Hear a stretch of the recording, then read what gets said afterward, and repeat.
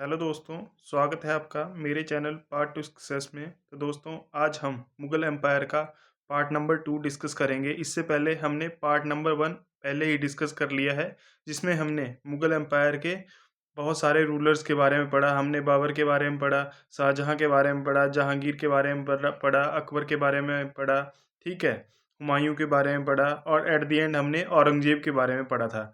ठीक है, तो आज हम इसके बाद जितने भी लेटर मुगल्स हुए हैं उनके बारे में पढ़ेंगे।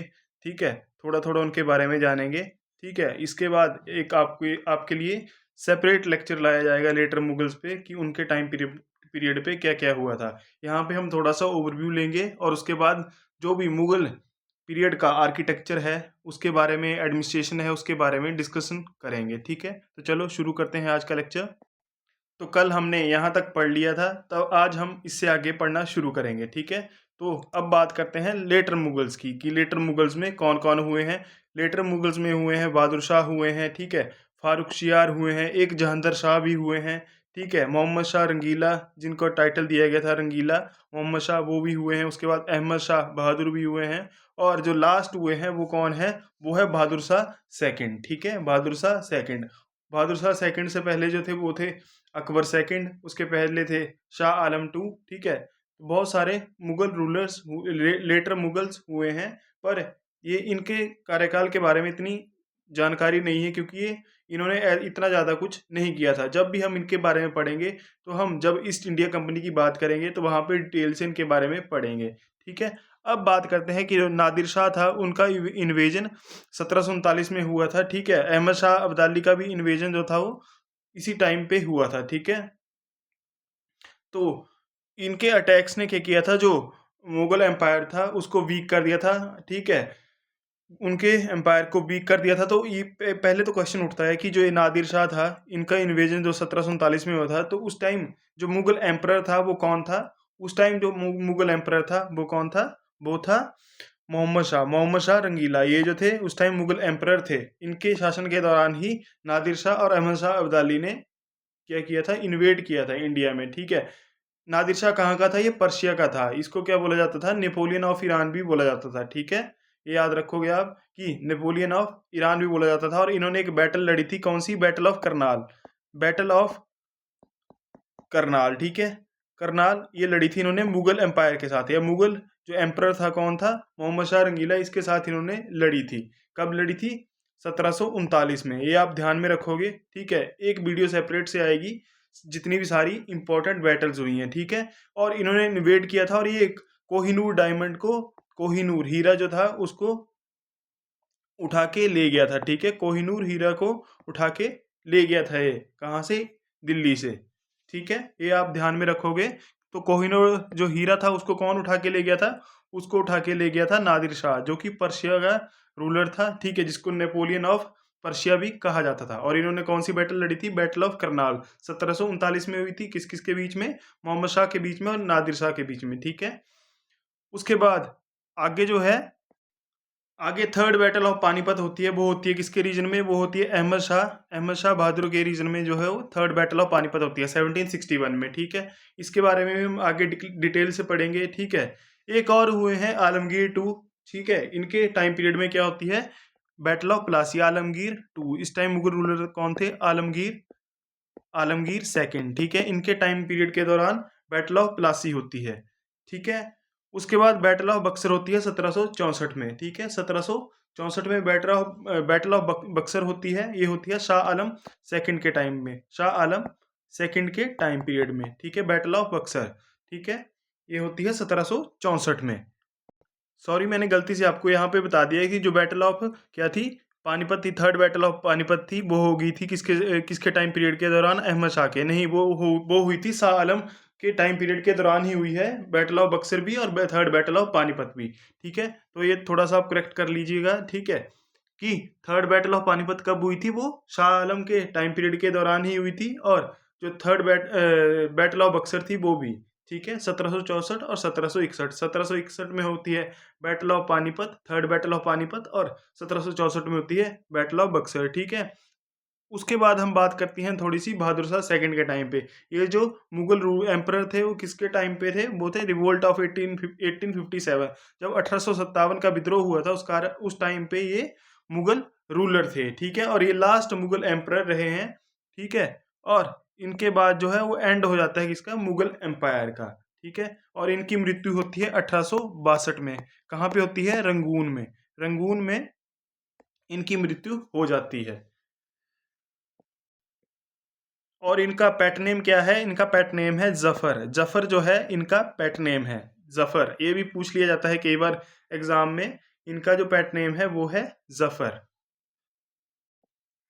अब हम आगे डिस्कस करते हैं मुगल एडमिनिस्ट्रेशन, ठीक है। एडमिनिस्ट्रेशन के बारे में जानते हैं। तो इनकी जो सेंट्रलाइज मोनार्की थी, ठीक है, इसमें एडमिनिस्ट्रेशन कैसा था उसके बारे में थोड़ा सा जानते हैं। तो सबसे टॉप पर कौन होता था, एम्परर। जो जो राजा होता था वो सबसे टॉप पे होता था, उसके नीचे उसके जितने भी मंत्री होते थे वो उसके अंडर काम करते थे, ठीक है। मोनार्किकल सिस्टम था, ठीक है। मनसबदारी सिस्टम भी था, ठीक है। और जो ऑफिशियल रैंक था उनको मनसब्स बोला जाता था। ये जो थे मिलिट्री कम एडमिनिस्ट्रेटिव पोस्ट होती थी, ठीक है। लैंड रेवेन्यू सिस्टम जो था वो इंट्रोड्यूस किया था किसने, टोडरमल ने इंट्रोड्यूस किया था अंडर अकबर। अकबर के टाइम पे, जिसको जब्त सिस्टम कहा जाता था। ये जब्त या बंदोबस्त सिस्टम क्या था, इसके अंडर प्रॉपरली लैंड का जो था वो सर्वे किया जाता था और एक जामा जो था वो प्रिपेयर किया जाता था, ठीक है। और एक जागीरदारी सिस्टम भी होता था, जागीरदारी या जागीर सिस्टम भी होता था। ये कैसा था, जैसा आपने दिल्ली सल्तनत में पढ़ा है पीछे कि एक इक्ता सिस्टम होता था, तो उस इक्ता सिस्टम को ही मुगल एम्पायर के दौरान जागीरदारी सिस्टम कहा जाता था, क्योंकि इक्ता सिस्टम में भी ऐसा ही था बिल्कुल सेम, और जागीरदारी सिस्टम में भी सेम था। क्योंकि जो ऑफिसर होते थे उनको सैलरी की जगह पे एक लैंड ग्रांट कर दी जाती थी या लैंड दे दी जाती थी। वैसा ही उसी लैंड को यहाँ पे जागीर कहते थे, ठीक है। वो जागीर जो थी उन ऑफिशियल को दे दी जाती थी, ठीक है, इन पार्ट ऑफ या इन ल्यू ऑफ सैलरी, ठीक है। सैलरी की जगह पे, तनख्वाह की जगह पे उनको वो लैंड दे दी जाती थी, ठीक है। जिसको दिल्ली सल्तनत के टाइम पे इक्ता सिस्टम कहा गया, और जो मुगल एम्पायर के टाइम पे क्या कहा गया, जागीरदारी सिस्टम कहा गया, ठीक है।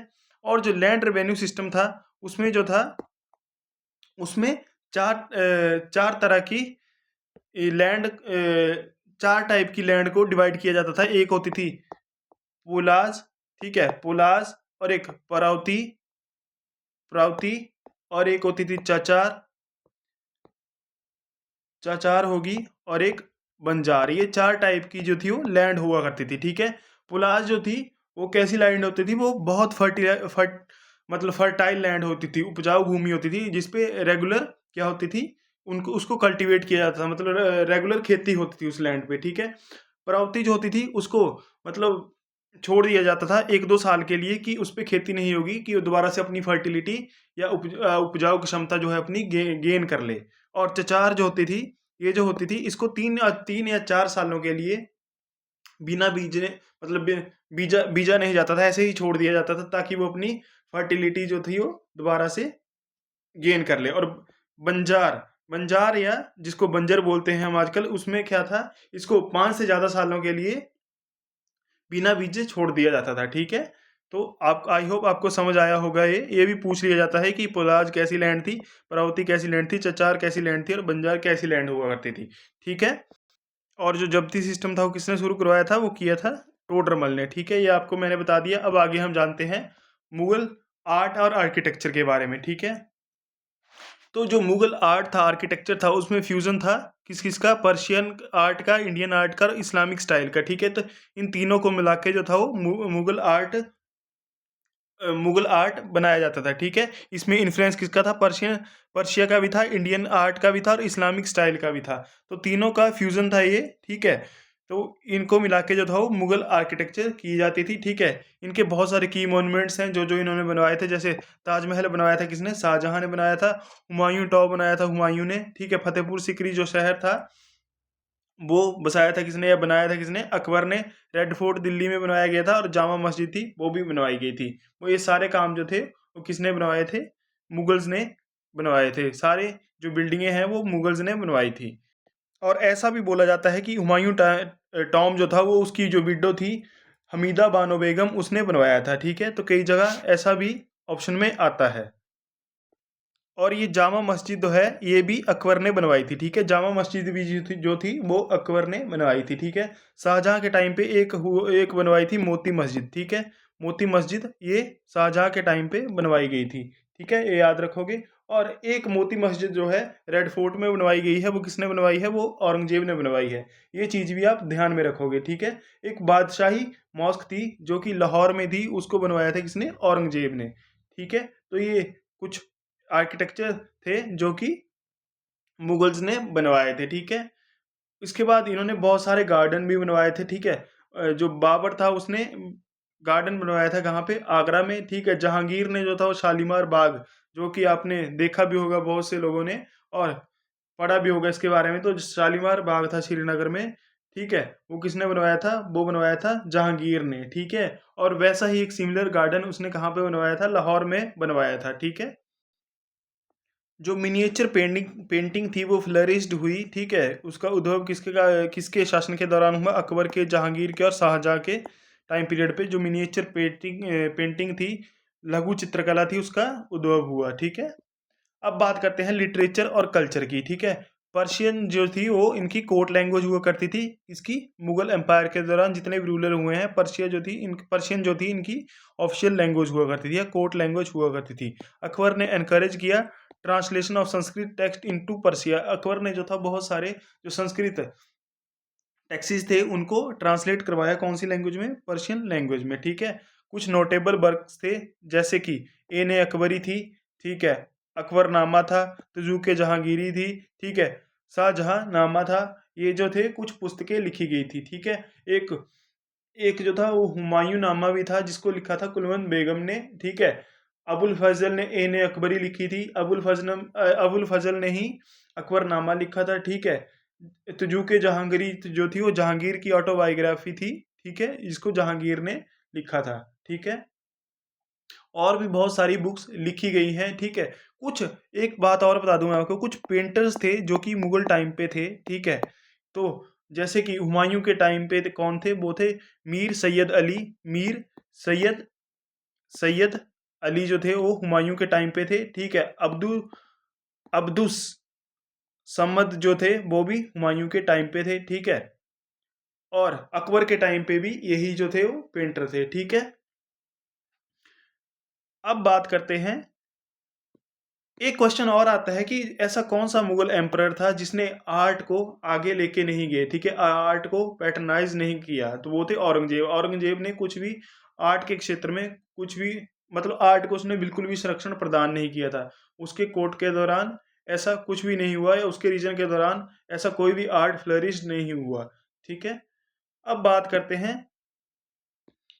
एक और बात कि जो अकबर था ना, उसने मैट्रिमोनियल अलायंस किए थे बहुत सारे राजपूत के साथ। तो जो बहुत सारे राजपूत जनरल जो थे वो उसके कोर्ट में काम करते थे, ठीक है। और उसने संस्कृत लैंग्वेज को भी और हिंदी लैंग्वेज को भी काफ़ी प्रमोट किया था, ठीक है।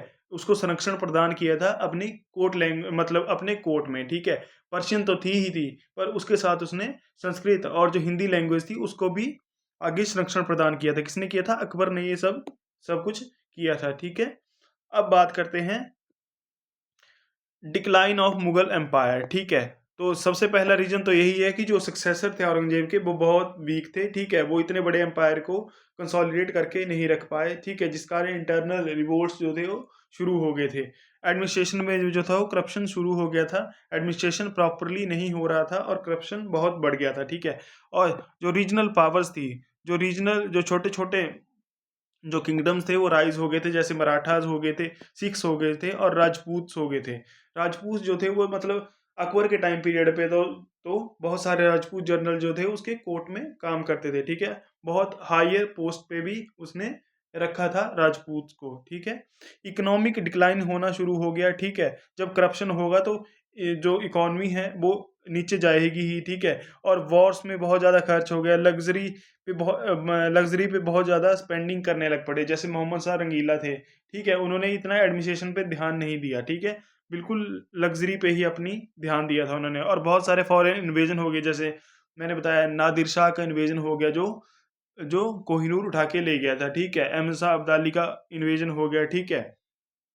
और जो ब्रिटिश थे उनका एक्सपेंशन हो गया था, वो भारत में आ चुके थे और उन्होंने क्या किया था, उन्होंने अपने एम्पायर को एक्सपेंड करना शुरू कर दिया था। ठीक है, अब बात करते हैं कि जो लिगेसी थी वो क्या लेके गए, मुगल एम्पायर क्या लिगेसी लेके आए। ठीक है, इन्होंने बहुत सारे आर्किटेक्चर बनाए। ठीक है, कल्चर का फ्यूजन हुआ, मतलब मिक्सअप हो गया। कौन कौन से आर्ट, जैसे पर्शियन आर्ट था, इस्लामिक स्टाइल का आर्ट था, या हिंदू आर्ट था, उनका मिक्सचर हुआ और बहुत बहुत बहुत नए नए आर्ट्स आर्किटेक्चर हमें देखने को मिले, जैसे ताजमहल हो गया, रेड फोर्ट हो गया। ठीक है, जितने भी मैंने आर्किटेक्ट आपको बताया। ठीक है, मोती मस्जिद होगी। ठीक है, पुराना किला हो गया। ठीक है, और एडमिनिस्ट्रेशन में इन्होंने बहुत सारी चीज़ें सिखाई, जैसे इन्होंने प्रॉपर लैंड की मेजरमेंट बताई। ठीक है, प्रॉपर लैंड रेवेन्यू सेटलमेंट इन्होंने रखा था। ठीक है,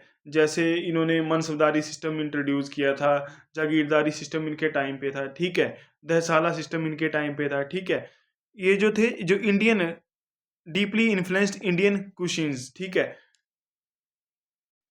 क्लोथिंग और लैंग्वेज। ठीक है, उर्दू जो लैंग्वेज थी, इनसे ये काफ़ी इन्फ्लुएंस हुए। ठीक है, और मुगल जो थे, उन्होंने शेप किया क्या, जो इंडियन मिडेवल कल्चर था और अर्बन डेवलपमेंट थी, उसको काफ़ी हद तक इन्होंने शेप दी। ठीक है, इनके टाइम पीरियड पे ही बहुत सारी डेवलपमेंट हुई।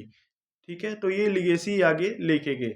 और बहुत सारी पेंटिंग्स जो थी, एक नई पेंटिंग जो जिसको बोला जाता है कांगड़ा स्कूल ऑफ पेंटिंग्स, वो इनके टाइम पीरियड पे ही उभर के आई। कांगड़ा स्कूल ऑफ पेंटिंग जो हिमाचल के स्टूडेंट होंगे, उन्होंने तो इस पेंटिंग्स के बारे में बहुत ज़्यादा काफ़ी डीप तरीके से पढ़ा होगा, क्योंकि स्टेट पीएससी में इसके बारे में पूछा जाता है। ठीक है, तो दोस्तों ये था आज का लेक्चर। ठीक है, यहाँ पे हमारा मुगल एम्पायर जो है वो ख़त्म होता है। अब इसके आगे मैं आपके साथ जो एमसीक्यूज बनते हैं इस पे, वो सारे डिस्कस करूँगा। तो आई होप आपको लेक्चर अच्छा लगा हो। अगर आपको लेक्चर अच्छा लगा है तो इसको लाइक करें, शेयर करें और मेरे चैनल को सब्सक्राइब करें। Thank you so much guys.